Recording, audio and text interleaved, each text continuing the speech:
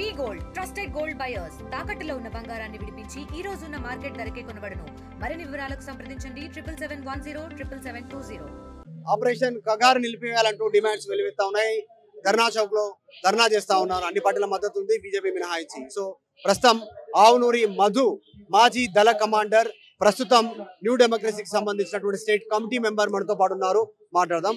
Operation Kagar పేరిట ఏరువేత 2026 target కేంద్ర ప్రభుత్వం ఆపరేషన్ కగారుని ముగిస్తాం, అప్పటి వరకు ఒక నక్సలెట్ కూడా ఉంచామనేటువంటిది కేంద్ర ప్రభుత్వం తీసుకుని మేమే చెప్తాం.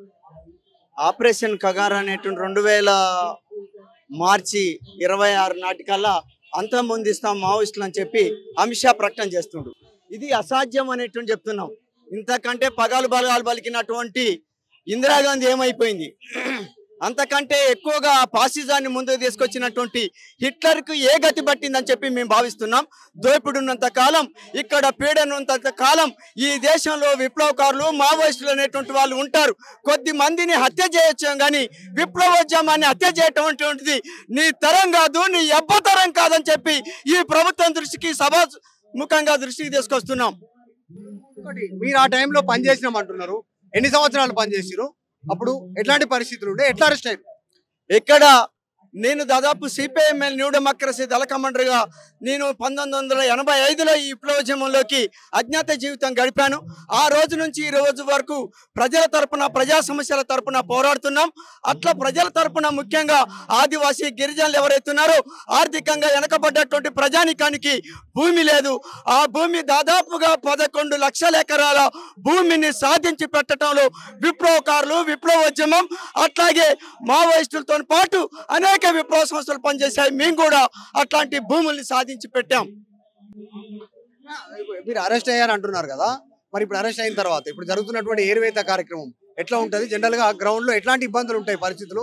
ఆపరేషన్ కగారు పేరిట ఇన్ఫార్మర్స్ కూడా ఉన్నారు. వాళ్ళు ఎక్కడ ఉంటున్నారు, ఎవరెవరు ఉన్నారు, ఎంతమంది ఉన్నారు, ఏ ఆయుధాలు ఉన్నాయి, ఈ సమాచారం అంతా లీక్ అవుతా ఉంది. సో ఆ ఇన్ఫార్మర్లు మరి ప్రభుత్వానికి చెప్తా ఉన్నారు కదా, ఉన్నటువంటి వాళ్ళే.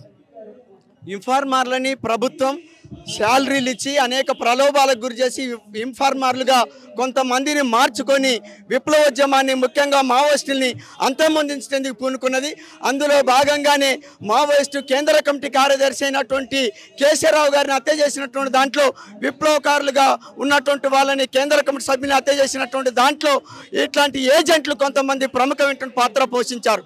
అట్లాంటి వాళ్ళతోటి విప్లవోద్యమం అణచివేతం అనేటువంటి అనుకుంటే మాత్రం అది అసాధ్యం అనేటువంటి చెప్పి సందర్భంగా స్పష్టం చేస్తున్నాం. ఆకునూరి మధు గారు, బండి సంజయ్ కేంద్ర మంత్రి ఒక స్టేట్మెంట్ చేశారు, హోంశాఖ సహాయ మంత్రి ఆయన. ఆపరేషన్ కగారు కొనసాగుతుంది, చర్చలకు తావు లేదు, వీరే ఆయుధాలు వీడి ప్రజాక్షేత్రంలోకి రండి అనేటువంటి స్టేట్మెంట్ చేశారు. ఇంకోటి, గతంలో బీజేపీ నాయకులని, ఏబీవీపీ నాయకుల్ని చంపిన చరిత్ర నక్సల్స్కు ఉంది, అట్లాంటి వారితో చర్చల ప్రసక్తే లేదు అటువంటి స్టేట్మెంట్.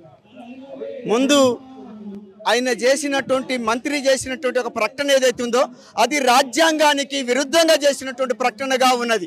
అట్లాగే ఆయన ప్రజాస్వామ్యయుతంగా వ్యవహరించాలి, రాజ్యాంగవితంగా వ్యవహరించాలి. రాజ్యాంగ విరుద్ధంగా మాట్లాడుతున్నాడంటే ఆయన మెదడు బుర్రలో లేదు, ఆయన మెదడు మోకాళ్ళలోకి వచ్చి మాట్లాడుతున్నాడు, చట్టవిరుద్ధంగా మాట్లాడుతున్నాడు. ఇట్లాంటి వాళ్ళందరినీ చట్టపరంగా చర్యలు తీసుకోవాలి. మంత్రిగా పరిపాలన చేసేటువంటి హోదా, హక్కు కానీ నీకు లేదని చెప్పి మీ సందర్భంగా స్పష్టం చేస్తున్నాం. రాష్ట్ర ప్రభుత్వ వైఖరి ఎట్లా ఉండాలి? ఇప్పుడు ఇక్కడ ప్రభుత్వ వైఖరి, పార్టీలు మద్దతు తెలుస్తున్న పార్టీ పరంగా ప్రభుత్వ విధానం ఎట్లా ఉండాలి? ఈ రాష్ట్ర ప్రభుత్వ వైఖరి కూడా పైకొక తీరుగా వ్యవహరిస్తుంది, లోనకొక తీరుగా వ్యవహరిస్తున్నది. ఇది కూడా ఒక పక్క చర్చలు జరపమనేటువంటి అంటున్నది.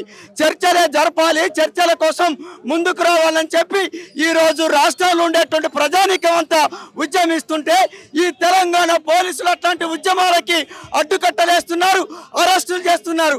మరి ఇదేం తెలియజేస్తుంది? బీజేపీ వైఖరికి అనుగుణంగానే ప్రభుత్వం కూడా వ్యవహరిస్తుంది.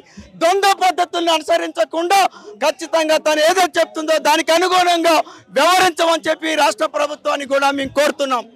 మాజీ దళ కమాండర్ ఆకునూరి మధు, ప్రస్తుతం న్యూ డెమోక్రసీ సంబంధించినటువంటి సిపిఐ దళ కమిటీ సభ్యుడు, రాష్ట్ర కమిటీ సభ్యుడు, డిమాండ్ చేస్తూ ఉన్నారు. వీళ్ళంతా కూడా ఏరువేత సాధ్యం కాదు, 2026 ఆగస్టు అయితే టార్గెట్ పెట్టుకున్నారు, అది సాధ్యం కాదు, విప్లవం ఉంటుంది అనేటువంటి స్టేట్మెంట్ చేస్తున్నారు. వీడియో జాఫర్తో మధు మార్కెట్ గారు, హైదరాబాద్, ధర్నా చౌక్, ఇందిరా పార్క్. ఇండియా పాకిస్తాన్ తాజా అప్డేట్స్ కోసం డౌన్లోడ్ చేసుకోండి RTV లైవ్ యాప్.